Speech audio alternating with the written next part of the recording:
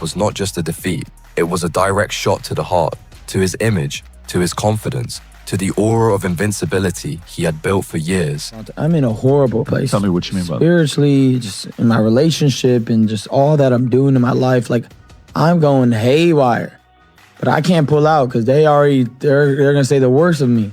He had chased that fight relentlessly, called for it, provoked it, promoted it, and claimed he was ready for the elite. And when the moment of truth arrived, Ryan was broken. That was Ryan Garcia. Not the version he posts, not the highlight reel. That was the private confession, spiritually broken, going haywire, too afraid to pull out because the world would say the worst of him, and he walked into that fight anyway. Then came the Romero loss, the knockdown in round 2, the gun-shy performance for the next 10 rounds, the unanimous decision defeat on the biggest outdoor stage in boxing.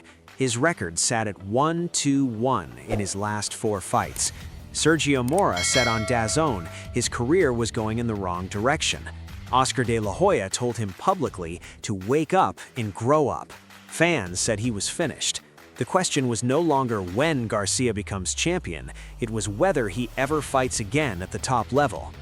9 months later, he put Mario Barrios on the canvas inside 30 seconds and didn't lose a single round across 12, 120-107, 119-108, 118-109. WBC welterweight champion of the world. Everyone wrote him off. Then he did the unthinkable. Here is the full story, and the one moment from his own live stream after the Romero loss that told you exactly how this was going to end. Before the Romero fight, before the Barrios miracle, there was a version of Ryan Garcia this sport never took seriously. Go back far enough, and the knives were already out before he ever faced a legitimate top contender, and that doubt had a voice. So I just don't see it for him. I just don't see it. Like, boxing on Instagram probably be cool, but not an actual fighter. Boxing on Instagram, probably cool, but not an actual fighter. That was the verdict. From analysts, from rival camps, from corners of the sport that should have known better. Garcia was handsome, he was fast, he was marketable, but built for real war, not a chance. They had already decided. The Instagram boxer would crumble the moment someone hit him back hard enough. Then he knocked out Luke Campbell, a man Lomachenko and Linares couldn't stop. Then he made it to the biggest fight available at lightweight, the fight against Gervonta Tank Davis. And Garcia did not just show up for that fight, he guaranteed it. I love you. This nigga talking mad shit over here, Tank. Look at this nigga, 2 Tank. rounds, baby, 2 rounds. 2 rounds, you're going to sleep. Oh, don't worry, you can, hey, yeah, hit me with that shot. You're gonna need a Stairmaster, boy. 2 rounds, baby, 2 rounds. You're going to sleep. That was a man with nothing but belief. A 24-year-old who had convinced himself so completely that he was ready for the final boss that he announced the round count publicly, brought his full chest to the biggest stage of his life, and then reality arrived. Oh, he just ducked underneath that left hook, but got come. Oh, what a shot! And just 5, 6, 7, 8, 9, 10. The fight that was supposed to announce Ryan Garcia as the undisputed best young fighter in boxing ended on the canvas of T-Mobile Arena, knocked out by Tank in round 7. And what followed that loss was not a clean reset. It was not a short break and a confident return. What followed was the beginning of the darkest chapter this sport had seen from a fighter with his talent in years. The doping positive surfaced after the Haney win, a result the WBC stripped. The suspension came 13 months out of the ring. The social media outbursts, the strange confessions, the WBC expulsion. Every week there was a new headline, and none of them were about boxing. Analysts stopped debating whether Garcia could beat the elite. They started debating whether he was mentally stable enough to ever fight again. And then he came back against Rolly Romero as a massive betting favorite on the biggest outdoor stage boxing had seen in years, Times Square, New York. This was supposed to be the reset fight, the confidence builder, the performance that would rewrite the narrative. He got dropped in round 2. He stopped throwing for the next 10 rounds. He lost a unanimous decision to a fighter the boxing world considered limited. Scores of 115-112, 115-112, and 118-109. The 118-109 scorecard was the most honest description of what happened that night. After that fight, Ryan Garcia went live.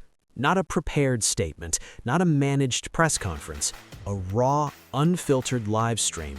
And what he said in that moment is the part the mainstream coverage buried completely. Just know, bro, I'm coming back. It's gonna be vicious. Like, you guys don't want to see that. You guys are weird trying to troll me over a fight I didn't even care about. Like, now I'm pissed. Like, it's cool. It's really cool. Did you guys watch the same fight? He dropped me and then nothing happened, bro. It was a boring fight. I'm about to not let that happen or something. You guys act like you guys know everything. Like, oh my God, he just doesn't have it, blah, blah, blah. Like, I'm coming back, it's going to be vicious. Like, you guys don't want to see that. This is going to prove that you guys don't know boxing. The boxing world heard that and laughed. A fighter who just lost to Rolly Romero promising a vicious return. A fighter with a doping positive on his record, a WBC expulsion behind him, and a performance that had analysts questioning his desire, promising to prove the doubters wrong. Sergio Mora went on DAZN and said it directly. His career was going downhill. De La Hoya said he needed to wake up and grow up. Shakur Stevenson called him overrated. The consensus was clear. Ryan Garcia was done. But then he said something else in that same live stream that nobody put on a highlight reel. Something that, in hindsight, told you everything. it is, and you guys are stupid. You guys think that I cried because I lost, bro. Whatever Rolly did, bro. It's boxing, bro. I was an emotional person because of what I was going through internally. It wasn't even about the fight. You're weird. People don't even know the story. You guys just make opinions. That's why I posted today. I cried because of what I was going through internally. It wasn't even about the fight. Opinions don't determine you or your future. You do. That is not the statement of a man who has quit. That is the statement of a man who has separated his identity from a single result, who understands in real time on a public live stream, still raw from the loss, that what other people say about him has zero power over what he actually does next.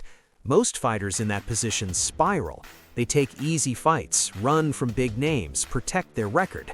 Garcia went quiet, and then he went to work. Like, down, depressed, whatever you want to call it. It is what it is. We all go through moments like that. Like, I went through some shit. You know, I had a high after beating Devin, and shit just went south after that. It is what it is, bro. Highs, lows, then, you know, the real ones come back, and that's what I'm doing, coming back and just gonna take over. Take over, that's it. But I gotta get... I had a high after beating Devin, and things just went south after that. It is what it is, bro. Highs, lows, then the real ones come back, and that's what I'm doing. The real ones come back. Not the pretenders, not the ones chasing clout. The real ones. And he said it himself, sitting on a live stream after the worst professional loss of his career, with the whole boxing world pointing fingers at him. He went back to basics. He brought his father Henry into the corner for the first time in years. He trained like a man who understood exactly what the alternative looked like. And on February 21st, 2026, at T-Mobile Arena in Las Vegas, he walked out to face WBC welterweight champion Mario Barrios, a legitimate champion who had defended that belt 3 times. Inside 30 seconds, a right hand sent Barrios to the canvas. From there, it was a masterclass. A career-high 82 jabs across 12 rounds, 185 total punches landed, 103 power shots, not one round lost on any scorecard. The man who analysts said was finished delivered the most complete performance of his professional career and walked out of Las Vegas as WBC welterweight champion of the world. Ryan's biggest battle was not against the man in front of him, it was against the chaos inside. And when he returned and became world champion, that wasn't just a good night. That was a man taking control of his own weaknesses. Now Garcia is no longer just hype, no longer an unstable star.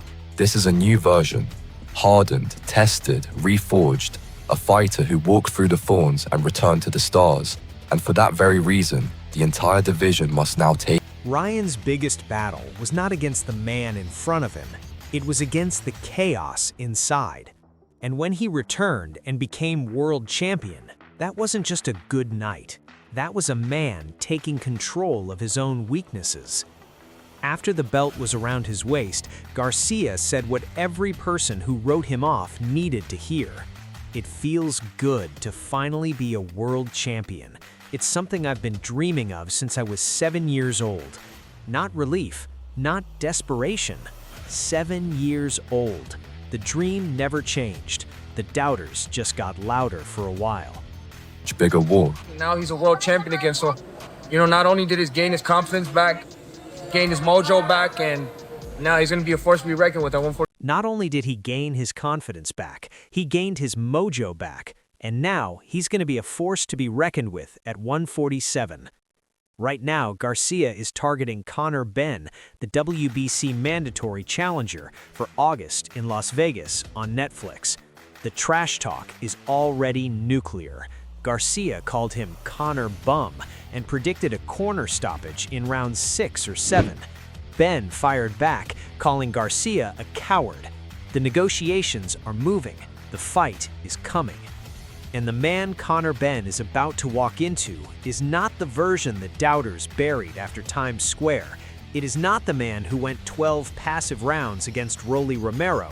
It is a reforged, refocused world champion who spent the lowest point of his career on a live stream promising the boxing world it had no idea what was coming. He was right.